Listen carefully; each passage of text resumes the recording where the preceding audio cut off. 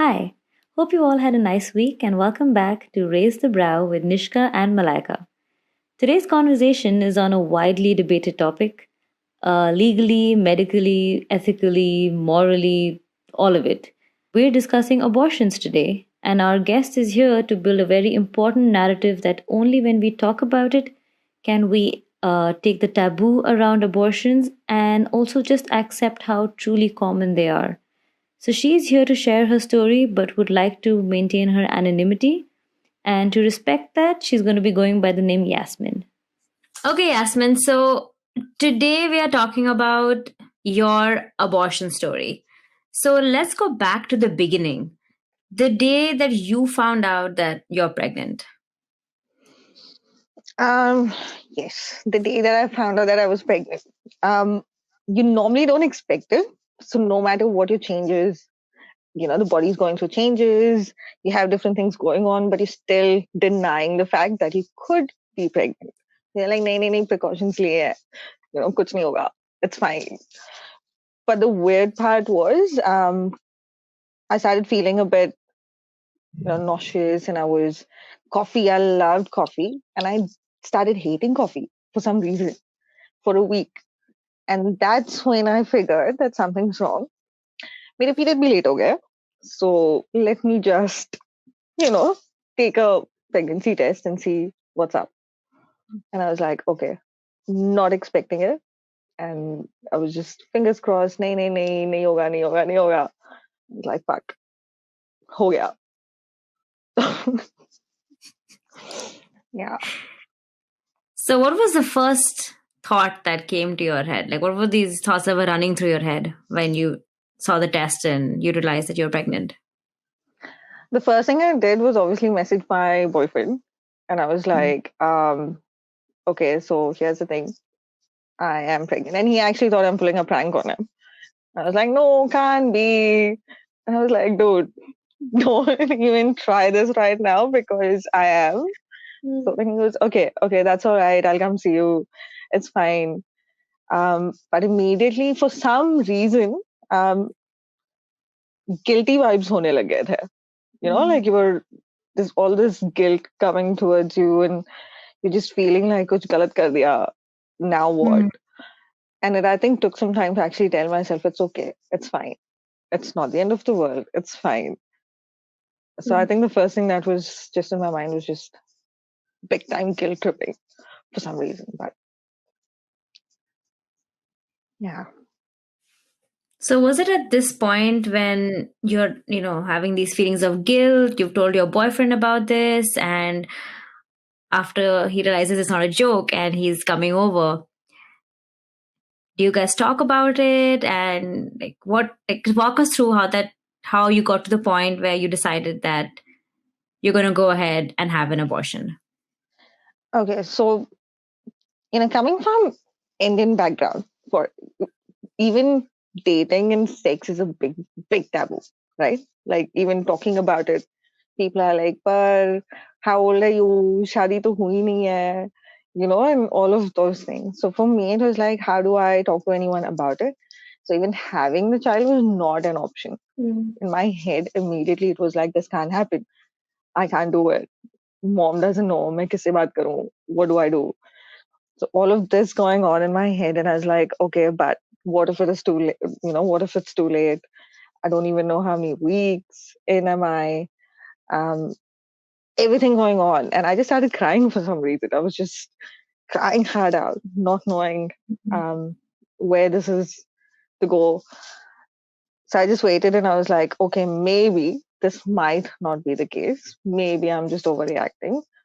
So I actually went back and I saw the test again. I'm like, did I just misread it or something wrong?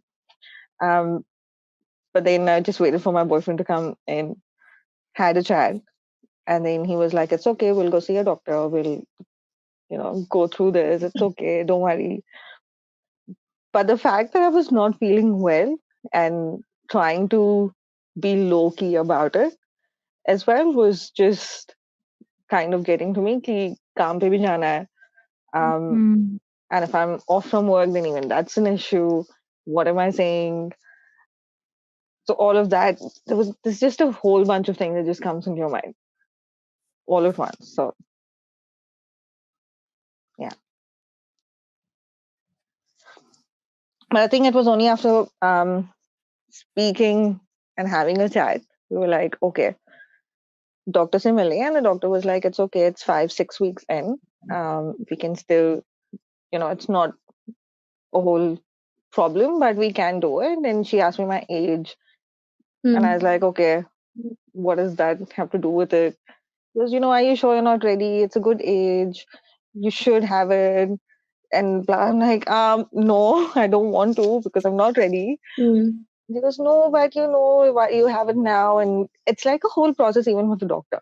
They send you to a counselor, Oh, you oh, go through okay. a whole So counseling. so this happened in New Zealand, right? Yes. Not in India. Okay.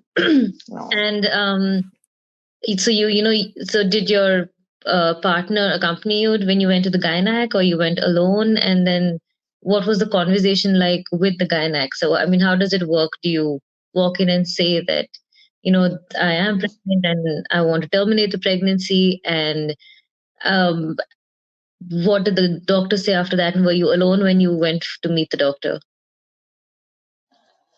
When we initially went to meet the doctor, he did come along. Okay. But the problem was, obviously, he was finding it hard to get off work at Okay. all the appointments that I was having. And the gynaec was not immediately like, oh, yeah, sweet, let's just do it. She obviously was, blood tests, scans. She Mm. wanted everything and only then decide what is happening. Okay. Um, so during that process, there were times when I was on my own, Okay. like going to get the blood test done or going to get the scans done.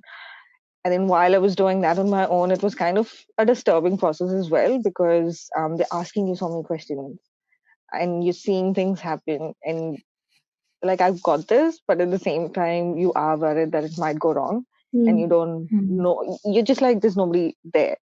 Mm-hmm. It And could fire back. did it ever come up to, because you mentioned that the gynac told you that, why do you want to do it? You're at a, good age to, continue pregnancy and all that. I'm just trying to understand culturally, did she bring up things like, are you single, married, or in a relationship? Was that something that the doctor spoke to you about? I think she just asked me why I didn't want to have it Okay. or why am I taking the step? Is it just, do I have someone in life or what is going on? And I think for me at that point, it was very much, I do have my boyfriend, but coming from this background, I can't see myself doing this till things get serious or till I know I'm married or Mhm. something of that sort. Um, but then she was like, but there's always ways that you can work around it. Um, is it financial? Is it finances or is it something else or many other questions? Okay. But for me, I was like, okay, um, Mm. but I'm not ready. I mean, Mm. how hard is it to just explain that I am not ready? I can't do this.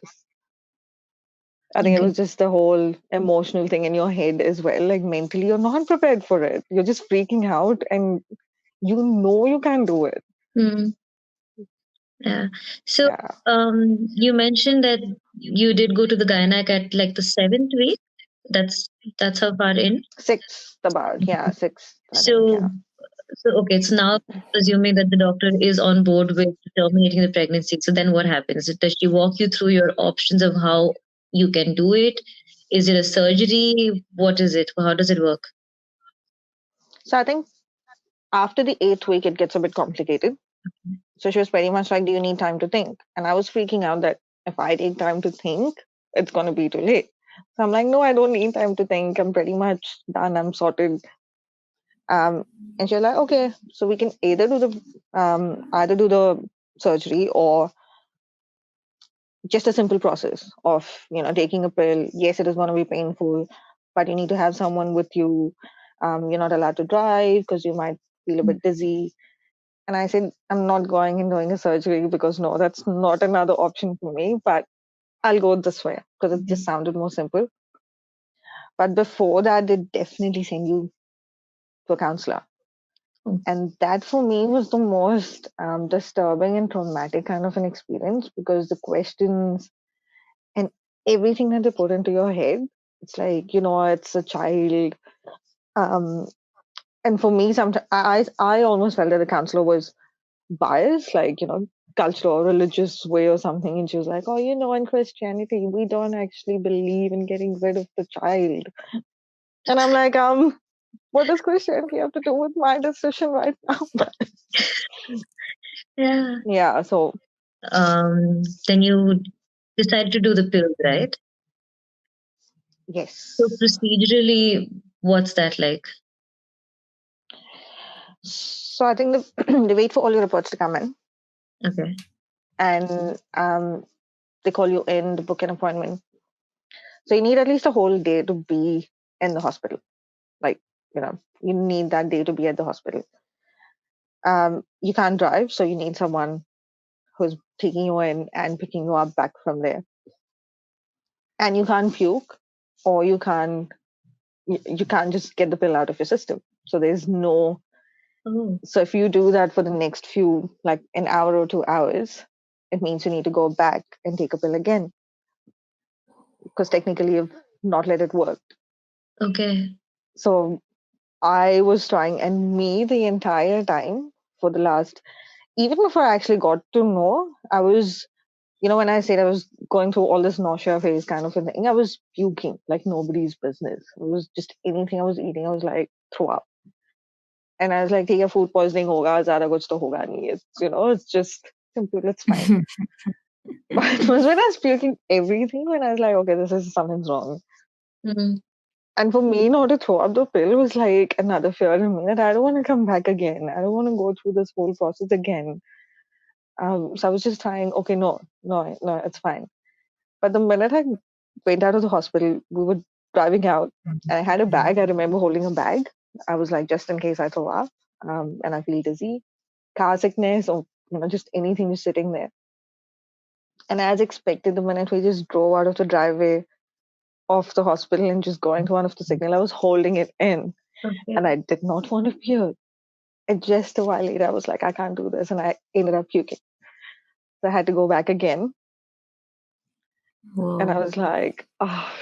And this time I was like, I'm just going to stay here. I'm probably just going to sit here for whatever time and not go out Mm. till I know that it's all sorted, it's all done.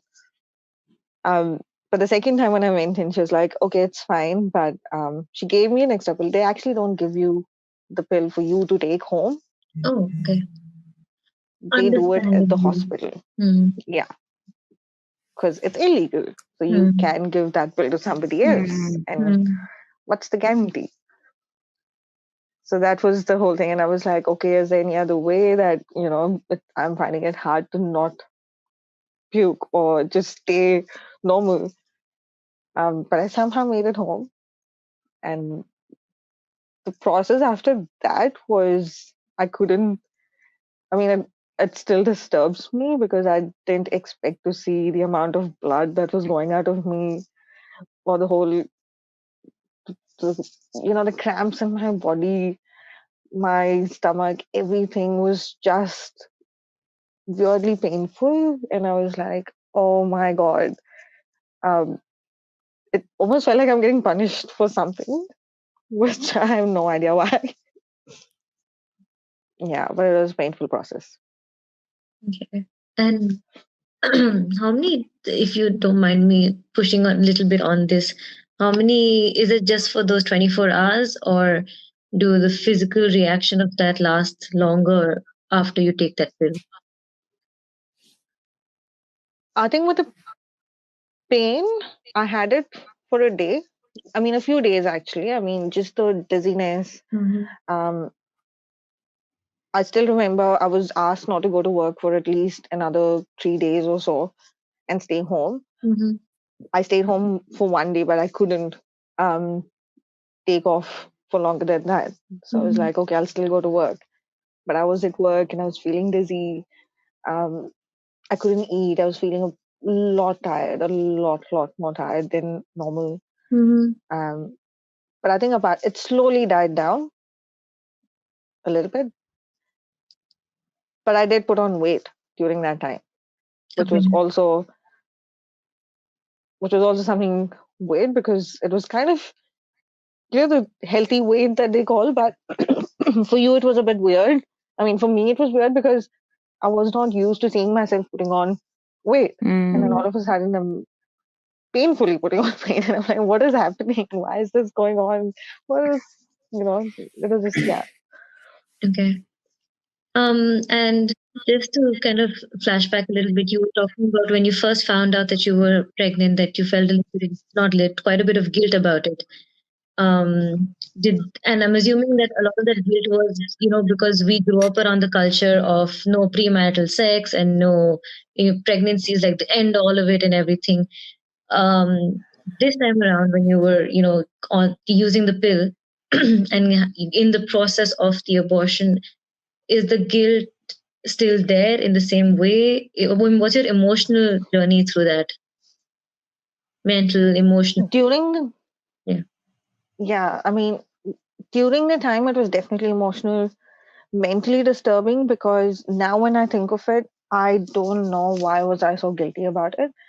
Um, and I think at that point because it was so less spoken about, like nobody talks about it, and I could talk to my sister, but my sister was just married, like she recently got married and stuff, and I was like, I don't want to start calling her with my issues, which is completely next level at this point. And I'm like, okay, she's pretty much going to be like, okay, here I am trying to create a news, but and I think now when I'm thinking of it, it was mainly what would people say, even though you really don't give a fuck about anything. This still comes to your mind, and what if someone gets to know, and what if ghar mein pata lage, someone's got to know, what is the reaction going to be like? um but then you realize that you're not the only person. Like there's so many. It was only then when I actually spoke to one of my workmates, they're like, oh, that's fine, I had it 2 years ago, and I know it can be disturbing. And I was like, okay. um and no idea that she went through an experience like this or anything. And that's when I actually started talking to people, um and I was actually surprised to know that there's many people out there. There are many girls who actually go through this process, Mhm. and but they just don't talk about it with the fear Yeah. of just being judged, or Yeah. like I mean, I've known someone who's 20 and they went through the process, and someone who's 29 and they've gone through the process. I'm like, I'm in between, where I was thinking, okay, so I'm okay. I mean, it's fine. Mm. It's okay. It was just a choice which I had to make. Yeah. If I may ask, how old were you and which year was this in? I was probably 26. Okay, so that's Yeah, about 2017. just about 2 years. Yeah, yeah, Okay. just around that time. Oh, wow. And so I'm assuming the process, not the process, but just understanding and accepting it for yourself got a lot easier when you started speaking to other women who've done it. At that point, yes. It took me a while to even talk to anyone about it, actually. Even at work, it was pretty much like, oh, I'm just not well. I'm just sick, like, just flu or some shit. And I was just trying to make up reasons to stay home. Um, but it was only when I spoke to one of my friends, just a colleague of mine, and when she told me that she had the same experience, that's when I was like, okay, I don't think it's that bad to actually talk about it, because then it's so much easier to just share it with someone who knows and who's been through the process, Mm. who understands you. Because and honestly, I think the guy matters too. I would Mm-hmm. actually say that here. They don't know the process. They don't know what you go through. Just the fact of being there can either be like a making point or a breaking point. Because the Yeah. emotional journey that I went through was crazy. Like, I was getting irritated with him not understanding what I was trying to say, or just anything and everything was just get out of my face right now. Don't even talk to me. But at the same time, you want him to be there. It's like, it's not just me, right? Why should I go through all the pain? It's such a burden for us to carry, right, as women. And it is something that has been put upon us since we are younger, much younger. And I think that's where the guilt stems from, because there are so many friends who I've spoken to who have had abortions, although a handful, but still, and it's the same exact feeling no matter where they are in the world. And your narrative sounds exactly like this, that, the first thought is guilt. And I think it is because of this thing that we put upon ourselves, and, the world puts upon us, that, you are going to carry this baby, and especially if it's out of wedlock, that, Exactly. you become the bearer. And the fact that you said the partner matters so much, I was absolutely thinking of the same thing, that how your partner handles it would actually make you feel a lot less guilty to a large extent, and make you feel like, Yeah. what, it's okay, we are in this together. And if somebody makes you feel like this is not just you, it's both of us, then I think that's exactly what you felt when you spoke to another friend about it, right? That it made you kind of normalize how you were feeling. The emotional journey suddenly becomes a shared emotional journey. True. It makes a whole lot of difference just to be able to actually talk to someone about it. And I think that is something which people need to start doing. Just start talking about things, because it's still considered. I don't know many people who are very open about it. I mean, being open is not just going anywhere and just being like, "Hey, guess what? I did this today" or something. But just talking to even your close friends or even your sisters, or just anyone. Just putting So out the just to message, I add to guess. that, then, yeah, just to add to that. So, do you try to consciously bring it up in conversations? Like, do you, as somebody who's had an abortion, when you see an opening, do you try to be very, very vocal about it and try to normalize it as much as you can? Like, if a situation or a conversation comes up about premarital sex, or when somebody talks about, oh, I knew that girl, she got pregnant and this happened. We always have the story about somebody who got Somebody pregnant. there, yeah. Yeah, yeah. So, like, I know somebody who got pregnant in high school, and that's a story I have told many times. And when I was much younger, of course. And so, do you, with in your effort, try to bring it up as very casually and being like, what, isme kya hai? Ye to hota hai, it's normal, and things to those De- effect. I think definitely. I mean, especially after you go through it, you want to talk about it more, because you not having many people who have spoken to you, or I never had anyone come up to me before that and say, "Hey, I've gone through this process," or "I've had an abortion," or anything of the sort. Um, even contraception pills, for that matter. I, People are not talking about it much. I went on it for a while because it kind of sends this fear or anything like एक बार हो गया तो फिर हो सकता है, or just that feeling. So I was like, okay, I'm gonna try anything from my end. Um, and since then, I think I've been actually talking more about it. Anyone who says I'm not ready for it, or I don't want, I'm not planning on it, um, and I'm like, that's fine. Just take your time, because if you're not ready, then it's okay. You don't have to go on a guilt trip with it and just be like, what am I doing with my life? I'm a I'm a bad person. I don't like myself anymore. Oh, oh. Yeah. And that's a wonderful thing that you've done, to be able to, even if it's just one other person who knows that they can talk to you, message you, it's just one person who feels a lot less lonely when something like this I know. happens, you know. Just to talk about a little bit about when you spoke about the counselor who bought in religion and society, how did that weigh on you? Because you were anyway in a state where you were guilty. Your gynac had already counseled you and told you that, listen, you are 26, why don't you want to keep it? And then you're sent to a counselor who then brings up other aspects of why you should keep this baby, when you clearly have decided that you don't want to because you just unready, and it's as simple as that. Like, so how was that?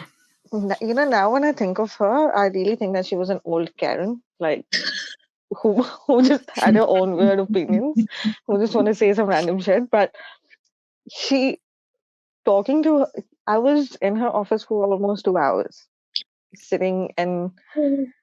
yeah, and I was on my own.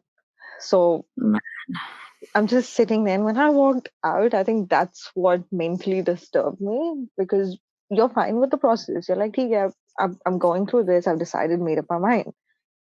But then when you sit there and she's talking about all of these things, that how it is a perfect age, how it is important for you to not kill a person, or, at this point, it's obviously not grown enough, but, you could have taken other measures to avoid the situations. And I'm like, well, I didn't dream of being here. I didn't set a goal to be in this position. It wasn't on my bucket list to take this off or do anything of this sort. So, I mean, stop reminding me of things that I could have done. Maybe I Mm. had done it and things happen. Mm. You drive a car and you don't dream of an accident, but you still bump into something at some point. I was like, just sitting there listening to her was painful enough. Yeah. And I did ask her, I was like, well, what if I'm not a Christian? Like, my beliefs are different. And he goes, oh, no, just trying to tell you, obviously it is good to avoid such situations. If you can always have a baby and you can give it for adoption because people are up for it. I was like, but the point is, I don't want to have this baby Yeah. because if I do, then I want to have the baby for myself. Why would I give it off to someone? Right. And she's like, oh, but there's so many options that you can go around it. And I just wanted to stop her there and be like, don't you understand which part of me not wanting it? Don't you understand? Like, why is it so difficult? Mm. Yeah, it's so frustrating. It's exactly like consent, right? No means no. It's Yeah. like when you don't want something, like, I Exactly. don't want it. And I think there's this thing that, especially for women, that they have to be convinced otherwise, that maybe they don't know what they want. So it's this, Exactly. It's like, um, just yesterday I was having a conversation with a friend who was saying she's not ready. Mm. Just everyone asking her husband to have a child, but how he needs to be a father by now. But she was like, well, but I am not ready. Like, I'm mentally not ready. I'm physically not ready. And I don't think I can go through the emotional stuff. Like, I'm just not ready. And she was finding it so hard to convince people around her, saying that it's not just him, it's mainly me. Yeah. yeah. So why can't I have the call in, or why can't I have the saying that I don't want to have this right now? Mm. And I don't understand why people are so scared about it either. Like, I mean, I know you're aging and know there is a time to be having a child. Or who says you need to have a baby when you're like 25, 26? Like, the Yeah. gun point is on you. You're getting old. Mm. Have a child. But imagine having the baby and then blaming it your entire life, or just saying that it's because of you that I haven't done much in my life, and I could have done so much. I could have traveled the world. Oh my God. That's Anything, the like, worst feeling. yeah, Yeah. yeah. I have a question. You mentioned earlier about, how your sister had married around the time. Um, did you eventually tell your sister? Or at the time or later, does she know yet? It was only a while ago because she went through the process way before as well. Oh. Yeah, so I mean, and we knew about it, and I was here at that point, and we had a group chat, me and a couple of other friends, and she just mentioned on that. At that point, we were just chilling, we were just casually talking, and we are like, oh, okay, so we're gonna have a little one playing around, and just trying to make fun of the whole situation, which was a whole different level. But it was only when she went through the process, and until date, obviously, she's not open about it. She can't really talk to everyone about it. Hmm. But again, that is also because of the society that we've just been brought up in, I guess. you can't do this, you can't do that. How though? And it just changes the mindset. And I think for me, it's like no matter how much you've done in life, it's things like these that people start tagging you with. Hmm. Acha, that person who, broke the engagement. Acha, that person who didn't have a child or who had an abortion. Yeah. Why should that be your Yeah. tagline? So just to dive a little deeper into that, when she did it, uh, was she? This is after she got married, or this was before she got Before she got married. before? Okay. Yeah. Okay. All right. So, So that was, sorry. It's something that you did as well. What was that conversation like between the two of you? it was only recently that we spoke about this. And I was like, okay, so remember that time when, I was very disturbed and I was just not talking much and things like that. So this had happened. It's just like, yeah, what? When? Okay. But it was very casual. Um, Hmm. she didn't really overreact and she was just like, oh, okay, you should just told me. Why didn't you call me? Mm. And stuff. But I mean, you do think about it, like, why didn't I give her a call at that point? Yeah. Or, and because you Yeah. look for people to talk to. And then when you Yeah. don't find anyone, you're just lost in this little cocoon of yours where you're like, okay, I'll just figure this out myself. I've got this kind And of it's a. scary. It is scary. I mean, you just mentally disturbing. It's very disturbing. Yeah. Listening to people counsel you make you judge yourself. I have a- Yeah, because at that point, all you want is for someone to just say, I'm here for you. I got you. What do you need? That's Mhm. it. Exactly. That's it. And then, like you were saying earlier, that, you can do everything in life, but these things will stand out so much. And it's just something Mel and I were talking about today morning when we were discussing this episode. And we said the same thing that whatever Mhm. women do, it becomes a judgment on their characters. Like Exactly. premarital sex, abortions, getting divorces. It's always seen as, oh, she wanted this, she did this. It's always this judgment on the woman and who she is and who brought her up, where did she study, what did she do, and it's unfortunate, and I think that's what we're all trying to change, right? Yeah. Yeah. About that, only because um, yes, there was the emotional and mental fears and guilt and stress. I'm sorry, I'm going back to when you did decide that you were going to terminate the pregnancy. Um, was there any fear or doubt about the medical procedures and legalities of it? Because to a large extent, most conversations I've had with at least girls in India, when they do it, the first fear is that because we're led to believe that if you get an abortion, it's going to be tougher to conceive later, or if you get an abortion, you're going to have severe hormonal changes happen in the next few months and things like that. And a lot of it is hearsay, which people pick up and then amplify and things like that. So, when you went in, were there any fears about that part of it? And of course, the legalities of it, being in a foreign country, because, I mean, you hear these debates happening everywhere, whether or not abortion should be legal. So, were those things which you were thinking about at the time? They were definitely the things. I mean, as I said, there's so many things going on in your head. And I was Googling everything possible. I was like, okay, what happens if this is done? What happens if that is done? Um, and I think half the things that people tend to tell you is only to prove you that you're doing a wrong thing.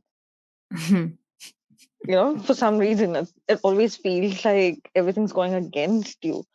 Um, but at the end of the day, I think you need to do your research, Mm. and it's you who needs to decide whether you're doing the right thing or a wrong thing. Legalities, privacy was, I think, the main concern. So the gynae was pretty much like, oh, don't worry, everything in this hospital is concealed. It doesn't come up in your um, medical reports or any other tests or anything. So they're very good with that part of it. Hmm. Um, they do keep it to themselves and they do ask you whether you're okay with, it being in the records. And it will be in the records, but not in the open. Oh. So even if, so you do have another medical record and you have this separately. So in this record, you probably have like, okay, flu, food poisoning or all of those things, but this is not included in that. Okay. And That's yeah, pretty but cool, actually. it is. I mean, for me, that was the main fear as well. I was like, is this going to affect me coming from a different country? And I was obviously in the process of, Yeah. residency and getting all of that sorted. And I was like, is this going to affect that? Mhm. What if they're just going to be like, shame on you, just go back to your country. Of course, we have to always assume the worst. I know, right? Like, Always. That's what our brain always does. it's like you're Because this most is the one fine. thing they will send you back for.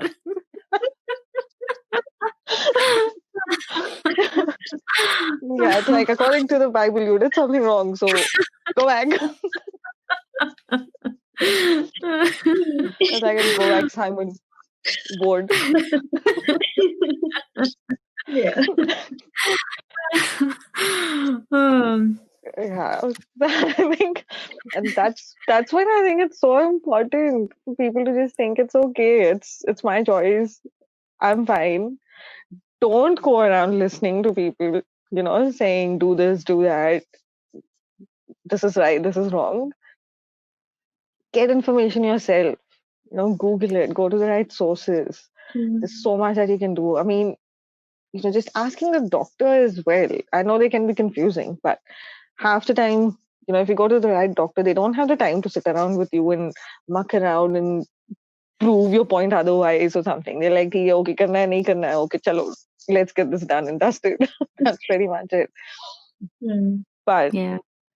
So, to everybody who's listening, what is the one thing that you would advise from your end to anybody who at any point in time considers getting an abortion? Like they're in this crossroads where they felt the exact same things that you are feeling. The number one it thing, is like I know you mentioned quite a few things like get the information and talk to enough people, but in that moment, you're so lonely and you're so in your head. listen to yourself. Like literally just sit down, breathe. Don't think. I mean, the instinct would be to panic and be like, oh fuck, what have I done? Or something. But no, just breathe and just listen to yourself. Because I think half the time we answer ourselves. Our heart, our mind knows exactly what we need to do, but we tend to walk away listening to other people and doing all of that. But just listen to yourself. Ask yourself whether you want to do this, yes or no, and then you can decide your path ahead. Because the minute you I start love contemplating and struggling between everything, then you're like, what if, why not, maybe, and all of these other questions coming in. But I think it's just important to question yourself. And hey, we can answer ourselves sometimes too. That's beautiful, actually. Yeah. Listen to yourself. I really like Yeah, that. just Yeah. It's perfect. So, when we usually wrap up every episode so far, we've always asked our guests um, how they think we can raise the bar as a community and what have they encountered in their life that has made them raise their brows. But it's safe to say in this conversation, you have raised enough brows, especially your own. Only your own, actually. And I think just by the sheer courage and the sheer emotional strength that we've seen in your story, I think that has been how you have in fact raised the bar for yourself. And I think for those who are listening, that in itself is very inspiring, because being alone and going through this yourself is scary. And kudos to you.